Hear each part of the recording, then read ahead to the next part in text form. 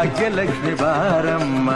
ಕಾಲಲ್ಲಿ ಕಿರುಗೆಜ್ಜೆ ಘಲು ಘಲು ಎಂದಾಗ, ಕಾಲಲ್ಲಿ ಕಿರುಗೆಜ್ಜೆ ಘಲು ಘಲು ಎಂದಾಗ, ಮನೆಯಲ್ಲಿ 100 ವೀಣೆ ನಾದವೊಮ್ಮೆ ಚಿಮ್ಮಲಿ.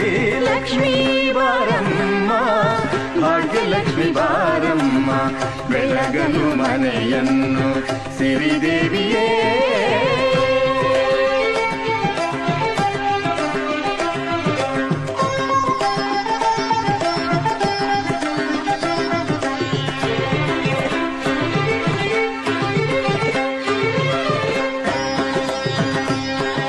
ಸರ್ವಮಂಗಳ ಮಾಂಗಲ್ಯೆ ಶಿವೆ ಸರ್ವಾರ್ಥ ಸಾಧಿಕೆ, ಶರಣ್ಯೆ ತ್ರ್ಯಂಬಕೆ ದೇವಿ ನಾರಾಯಣಿ ನಮೋಸ್ತುತೆ.